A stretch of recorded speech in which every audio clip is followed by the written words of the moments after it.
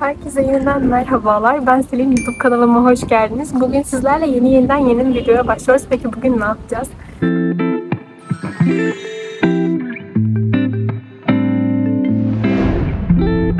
Bugün sizlerle hazırlık midterm öncesi çalışmalarımızı nasıl yapabiliriz? Biraz bunlar hakkında konuşacağız. Bence çok önemli bir kısım bu. Çünkü ve finaller hazırlık için bizim puanımıza puan katan, bizim için önemli olan bir kısım biliyorsunuz ki. Ben bu arada kendimi tanıtayım kısaca. Ben Selin, Altınbaş Üniversitesi Eczacılık 2. sınıf öğrencisiyim. Geçen yıl bir dönem hazırlık okudum. Daha sonra bölüme geçtim. Yani irregular bir öğrenci diyebilirim. Böyle bir öğrenciyim diyebilirim. Şimdi sizlerle hazırlık hakkında kendi deneyimlerim üzerine nasıl çalışırsanız hazırlık midterm ve final öncesi benim için daha yararlı olur. Birazcık bunlardan bahsedeceğim kısaca. Şimdi şöyle ki bizim üniversitemiz için, Altınbaş Üniversitesi için midterm ve finaller aslında bir nevi küçük hazırlık atlama sınavları ya da proficiency sınavları gibi oluyor. Sadece mesela 1-2 rüzgar var, acaba sesim nasıl geliyor? Umarım iyi. Sadece 1-2-3 mesela çok fazla reading parçası olmuyor. Çok fazla listening parçası ve soruları olmuyor ama işte bir tane listening parçası, bir tane reading parçası, işte dil bilgisi kısmı ya da kelime kısmı tarzı şeyler oluyor aslında bakarsanız. Bir de yazı kısmı vesaire. Yani minimalize edilmiş hali diye düşünebilirsiniz. Hazırlık, proficiency'sinin ya da hazırlık atlama sınavının bu şekilde düşünebilirsiniz yani. Peki ne yapmalıyız? Şimdi özellikle dil bilgisi ve kelime kısmını açamamız gerektiğini düşünüyorum açıkçası. Çünkü bu çok önemli bir kısım. Yani en kolay puan alabileceğiniz kısım aslına bakarsanız. Kelimeler şöyle oluyor. Genelde bizde şöyle yapıyorlardı. Kitaptaki ünite kelimelerini yapıyorlardı. Yani sonu kelimeleri olur ya da ünite kelimeleri böyle bariz olarak vardır hazırlık kitaplarında, biliyorsunuzdur.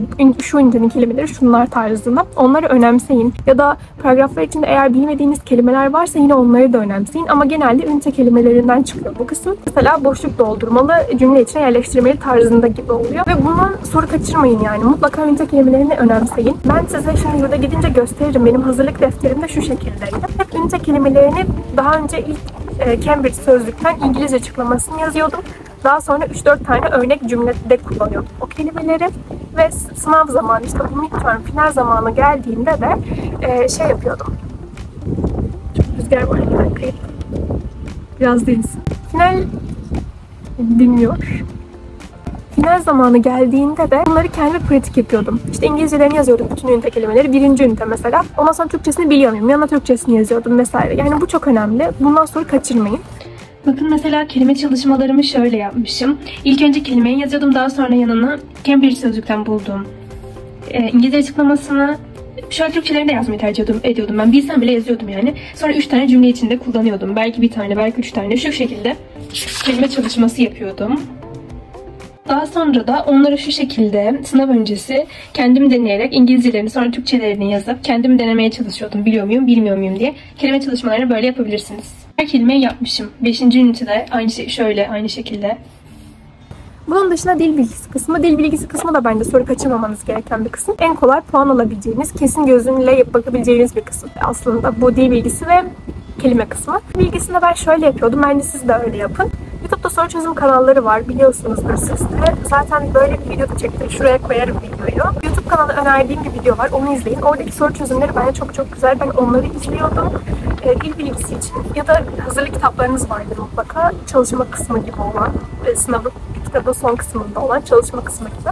Oradaki hocanızla çözdüğünüz pratikleri, dil bilgisi pratikleri tekrarlayın. Üstünden geçin, tekrar çözmeye çalışın. Size bir hatırlatma gibi olsun bence. Ve dediğim gibi soru çözümleri izleyin YouTube'dan. En yararlısı bence bu. Çünkü zaten konuya dair bir fikriniz var ama soru çözümlerini yapamıyorsunuz. Yani o soruyu gördüğünüzde ne yapacağınızı bilemiyorsunuz. Bunun dışında writing kısmı. Writing kısmında aslında bu bir birikim işi. Yani hazırlıkta size writing kısmında pek bir şey katamazlar. Bu birazcık sizle alakalı. Sizin kendinizi ne kadar geliştirdiğinizle alakalı. Özellikle önce ünite içindeki belli başlı spesifik konular anlatılıyor ünitelerde. İşlediğiniz ünitelerin o spesifik konularıyla alakalı essay yazmaya çalışın. Kendinize konular çıkarıp pratik yapın. Daha açıkça etkinlikler oluyor. Şu konuyla alakalı bir essay yazın falan diye hazırlık kitaplarından. Direkt onu mesela yazmaya deneyebilirsiniz. Ya da daha önce hocanızın size Google Formu ile attığı online ödevler oluyor. Ondaki yazıları deneyebilirsiniz. Tekrar yazmayın. Ama unutmayın ki eseylerde yazdığınız yazıların kontrolü çok önemli. Bunun için ne yapacaksınız? Grammarly ve ChatGPT'de bunu kullanabilirsiniz. Yazım hatalarınızı düzeltmek için ChatGPT'ye mesela şey yazabilirsiniz. İşte can you paraphrase my mistakes mesela yazabilirsiniz. Ya da işte can you fix my mistakes falan diyebilirsin. Yani işte benim yanlışlarımı düzeltebilir misin tarzında şeyler yazın. Daha sonra o size zaten yanlışlarınızı düzeltiyor ve daha güzel bir hale getiriyor. En azından yanlışınızı görürsünüz. Temeli daha da iyi. Ücretli bir uygulama biliyorum ama en azından yazınızı attığınızda direkt altını çiziyor. Diyor ki bu burada olmaz, bunun yerine bunu kullan. Ya da bu burada olmaz, bunu hiç kullanma ya da şurada dil bilgisi hatası yapmışsın diye söylüyor. Bu tarz uygulamalardan da kendinizi kontrol ettirebilirsiniz yazınızı. Çünkü yazı yazıyoruz ama yanlış mı doğru mu olduğunu bilmiyoruz. O da onun için de bizim için bir anlamı yok. Buna bakarsanız yazı pratiği o yüzden biraz sıkıntılı.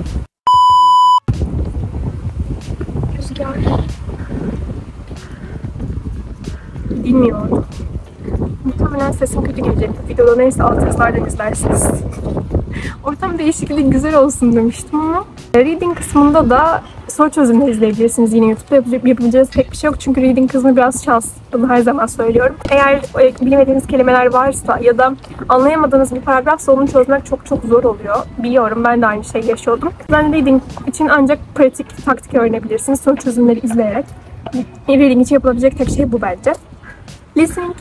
Listening de şans yine aynı şekilde ama bunu soru çözümleriyle işte YouTube'da kanallar izleyerek geliştirebilirsiniz. Listening ve reading birazcık şans ve geliştirilmesi gereken kısımlar diyebilirim. Sınavdan sınava çok değişkenlik gösterebildiği için tık bence zor. O yüzden özellikle dil bilgisi ve kelime kısmını bence hallederseniz en azından onlar cepte olsun. Belli bir puan, size çok yüksek puanlar onlar da getirecektir. Listening'de dediğim gibi zaten yapabileceğiniz bir parça gelirse yapacaksınız rahatlıkla. Ondan da puan alacaksınız.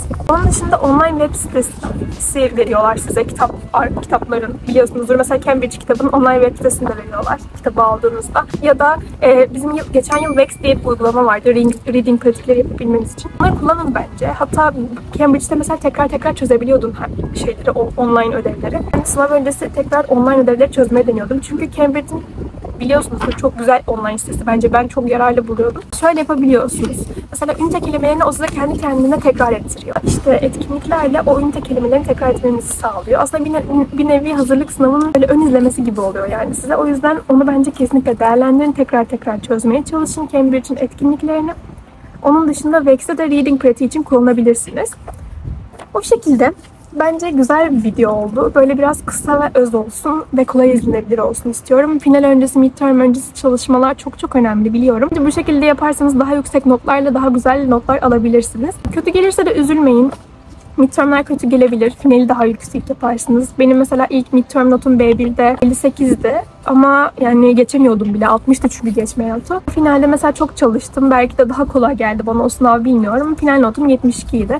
Zaten bu arada sınav mesela bizim üniversite için konuşuyorum şu an. Diğer üniversiteyi bilmiyorum. Altınbaş Üniversitesi'nde genelde puanlar çok yüksek olmuyor son kurlarda. Ben B1 kurundayken 58 aldığım sınavda sadece bir kişi 72 almıştı. Onun en yüksek not oydu yani. Son final kurunda da ben 72 aldım ve en yüksek not buydu. Onun dışında yüksek not yoktu. Yani bu notlara alışın. Eğer yüksek kurlardaysanız gayet normal. Kendinizi üzmenize, sıkmanıza gerek yok. Çok yüksek notlar gelmeyecek. A1-2'deyseniz A1-A2'deyseniz tabii yüksek notlar gelebilir de son kurlardaysanız birazcık zor oluyor. Puan toplamayı önemseyin. Bu vize notları puan için çok önemli. O yüzden vizelerinizi de önemseyin. Finale girme hakkı kazanabilmeniz için puanların büyük bir kısmını çünkü vize notunuz oluşturuyor. Umarım her şey sizin için güzel gidiyordur. Bir şeyler güzeldir hazırlık adına sizin için. Umarım güzelce bölüme geçersiniz. Irregular olup olmamak hakkında da bir video çektim bu arada yeni. Koydum. İkincisini de koyacağım yakın zamanda.